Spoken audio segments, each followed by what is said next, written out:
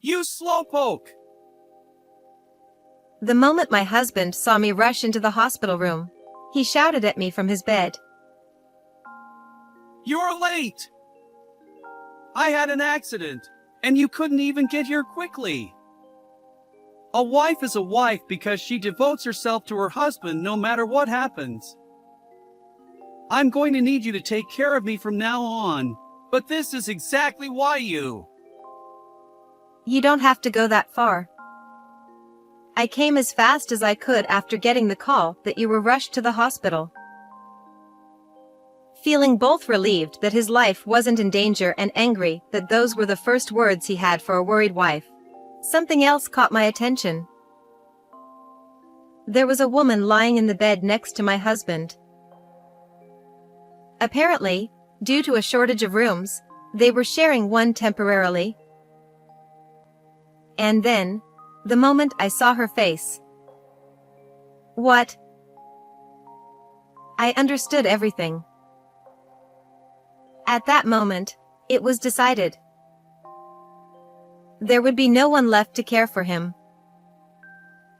And the only thing my husband would have left was the irony of the accident's lasting effects. My name is Nancy, and I'm a working wife with a full-time job. I've been married to my husband, Jason, for about 10 years now. We used to be a close couple, but lately, we've hardly spoken to each other. It's not like we had a big fight or anything, but it seems like we've hit a rough patch. No matter what I say, Jason only gives me half-hearted responses. It's not just when we talk in person. When I send him messages on his phone, he just reads them without replying. With that kind of treatment, I've started to feel like talking to him is pointless. I've heard that this happens to a lot of couples after they've been married for a long time, so I try to tell myself it's just part of life. But even so, it's hard not to feel lonely. Then, one day, Jason spoke to me out of the blue. I was so surprised that he started a conversation that I immediately braced myself, wondering what it could be about. But it wasn't anything serious. I've gotten into baseball lately. I didn't like it or hate it before, so I only knew the basic rules, but it's actually pretty deep. Like I said, we hadn't had a real conversation in ages. So when he suddenly started talking about something so trivial, I couldn't help but wonder if he was talking to someone else besides me for a second. After all, it's just the two of us in this house. Still confused, I replied. Really? What got you into it all of a sudden? Jason's eyes lit up as he continued. A while ago, my boss invited me to a baseball game. Honestly, I thought it would be a hassle, but he got the tickets, so I went. Until then, I always thought baseball was just about whether you hit the ball or not, but it turns out there's a lot more strategy to it. Like the batting order, the field positions, it's all calculated. I was really impressed. I guess my boss's explanations were good, too. Back in school, most of the guys on the baseball team were arrogant and looked down on others, so I had a bad image of the sport. But seeing the pros play, it's different. Jason went on, saying. And you know, there's also... He didn't stop talking after that. To be honest, I'm not interested in baseball, so most of what he said went over my head. But I was just happy that Jason was talking to me, so I listened as intently as I could. Since that day, my husband started going to watch baseball games frequently on his days off. We share the housework, so when Jason isn't home on weekends, my workload increases. But I couldn't bring myself to complain, hoping that maybe, just maybe, this would be the chance for us to rebuild our relationship. With that thought in mind, I spent my weekends seeing Jason off with a have a good time. However, that hope was nothing but a fleeting dream.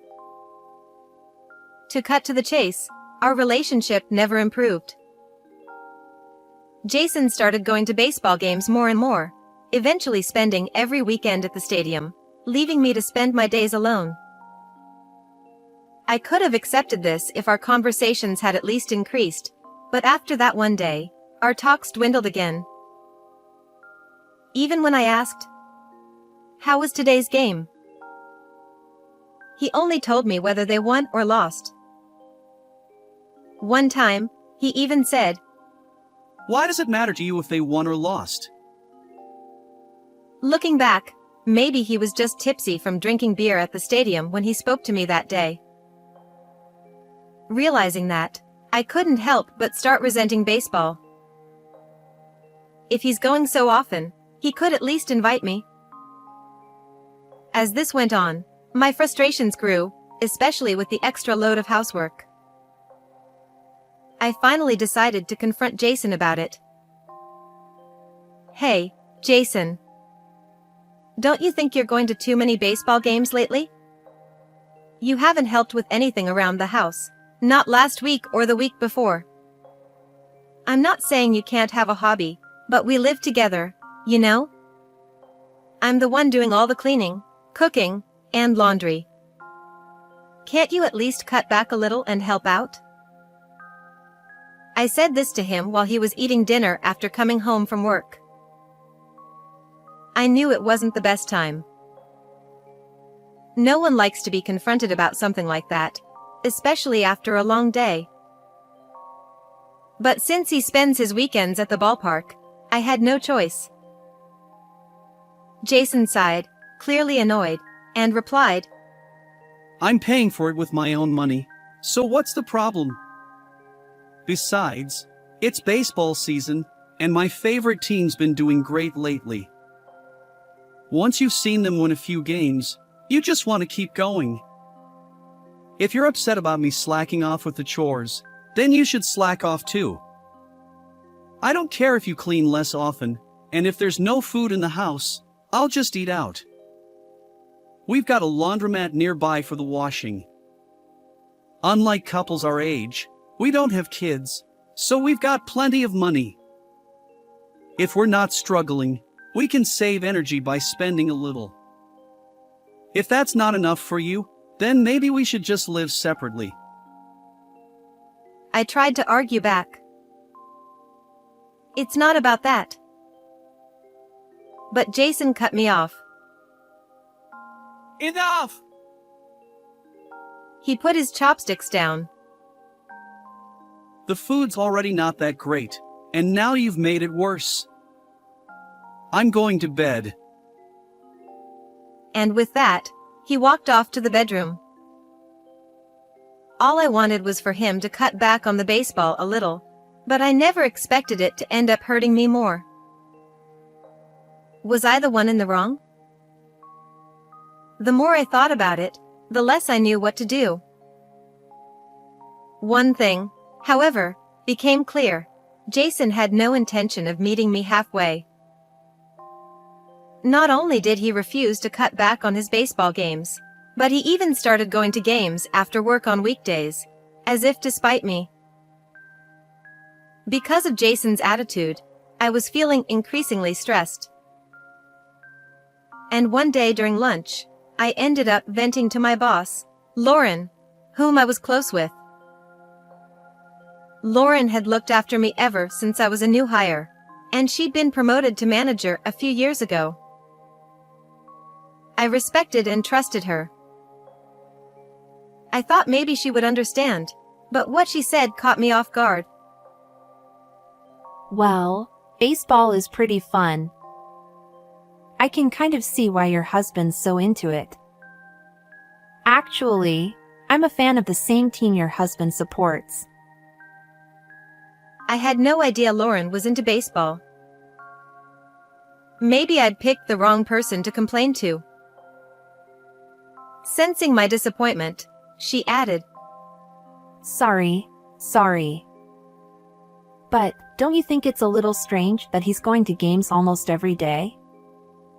I mean, sure, there are people who do that, and tickets aren't that expensive compared to other sports or concerts, but have you thought about the possibility he might be cheating? The thought of Jason cheating had never crossed my mind before, but suddenly, I felt a wave of anxiety. How had I not considered this?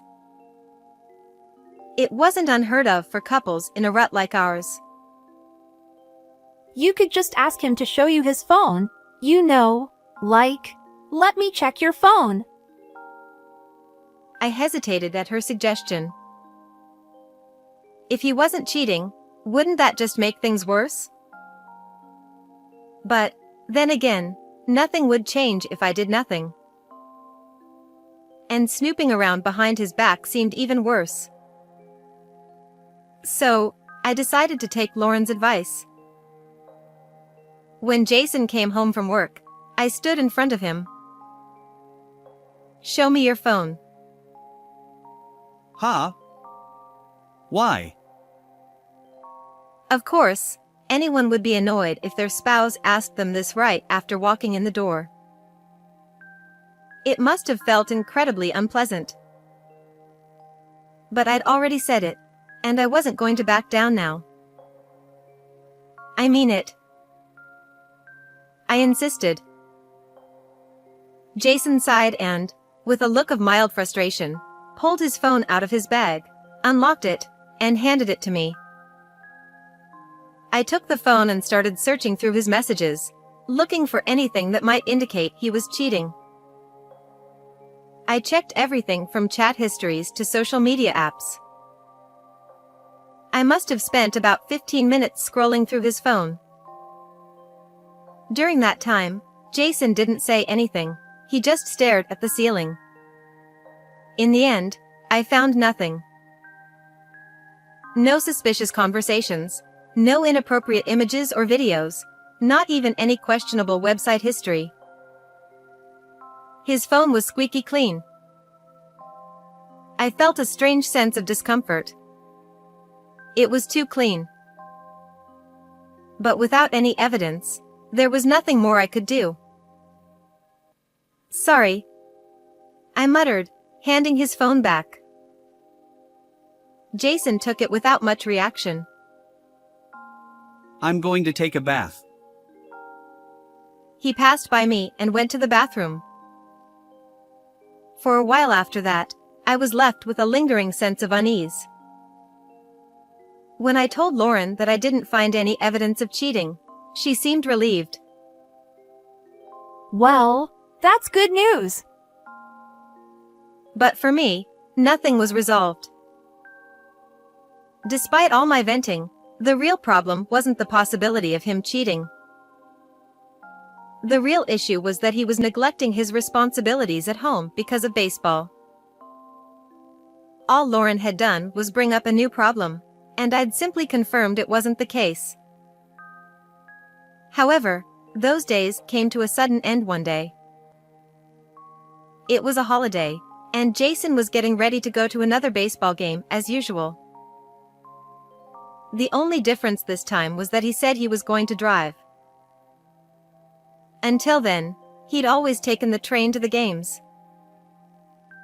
The weather wasn't bad, and our car's tires were worn out since it was due for an inspection. I didn't know where he planned to go, but I advised him that it wasn't a good idea to drive long distances for safety reasons. Jason, however, didn't care to listen. I'm not asking for permission. I'm just giving you a heads up. I don't need your approval. Hearing that, I didn't feel like I had any right to stop him. "Fine, do whatever you want," I said as I tossed the car keys to him. I had long since stopped asking him to cut back on the baseball games. The last time I had complained, Jason told me I should slack on the housework too. He said we could hire help or that we could live separately if I didn't like it. What's the point in saying anything to someone like that? The only reason we were still married at this point was probably because there wasn't a solid reason to divorce yet. Jason grabbed the keys and headed toward the door, still looking at his phone. As he stepped outside, I saw him smirking at something on his screen. That smile triggered a thought I had been avoiding. Could he really be cheating? And this time, I was almost sure of it, with that gut feeling only women seem to have. I pulled out my phone and opened a certain app. A while back, when Jason had shown me his phone, I secretly downloaded a location-sharing app onto it. I figured if I ever found proof of him cheating, this app might come in handy. Even though I hadn't found anything suspicious that day, I never deleted the app. Now, it seemed like the day had come for it to serve its purpose.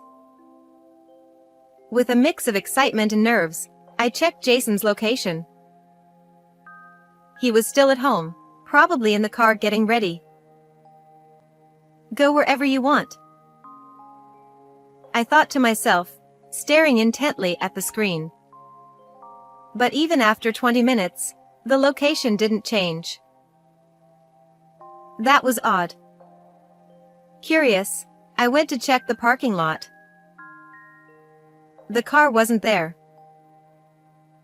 Jason had already left. Strange. Did he forget his phone? I looked around, but there was no sign of another phone.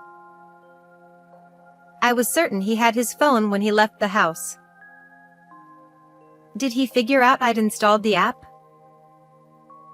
If so, it wouldn't be surprising if he was angry about it.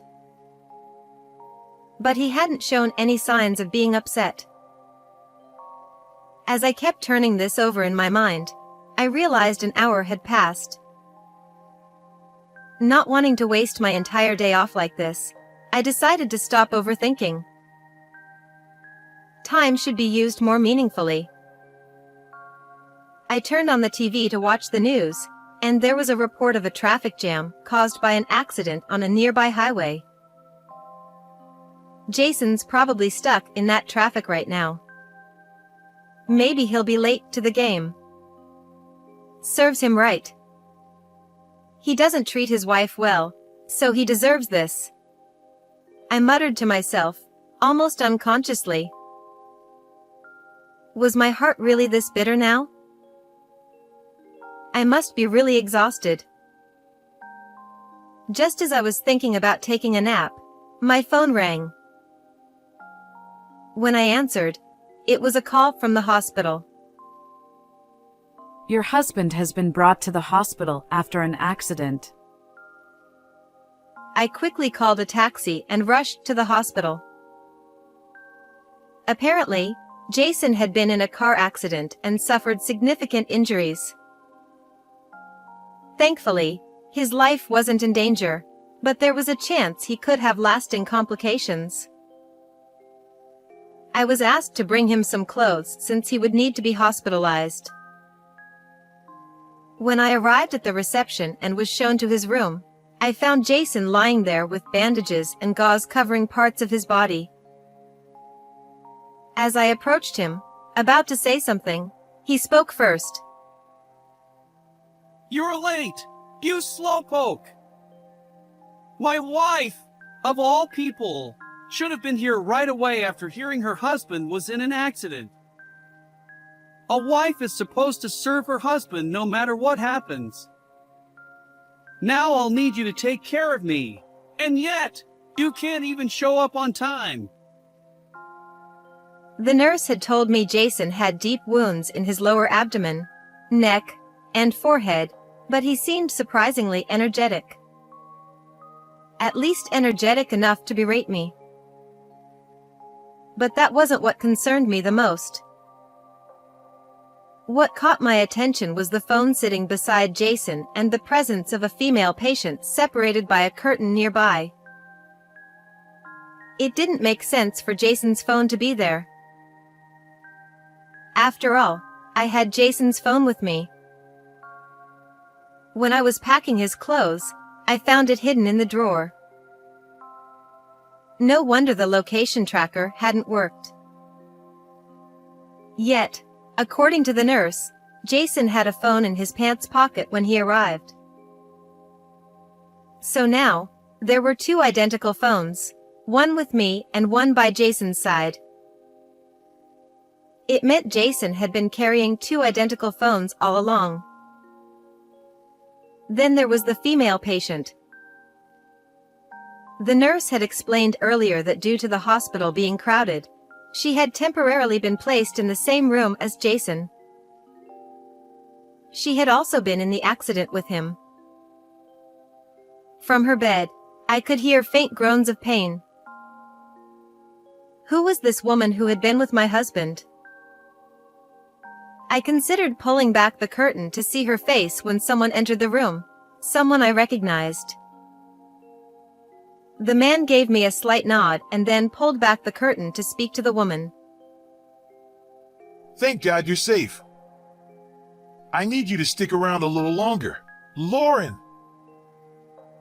The moment I heard him speak, I remembered who he was, Lauren's husband. I recognized him from a photo she had once shown me. I hesitated but then spoke up. Excuse me. I gave the usual greeting, explaining how his wife had always been so kind to me. Then, I introduced myself as Jason's wife and apologized for the accident. Upon hearing that, Lauren's husband's eyes widened, and Jason mumbled "oh no" as he pulled the blanket over his head. Nice to meet you. I'm Lauren's husband. There's no need for you to apologize for the accident. By the way, if you have a moment, feel free to visit Lauren. She hit her head hard on the steering wheel and lost a few front teeth as well.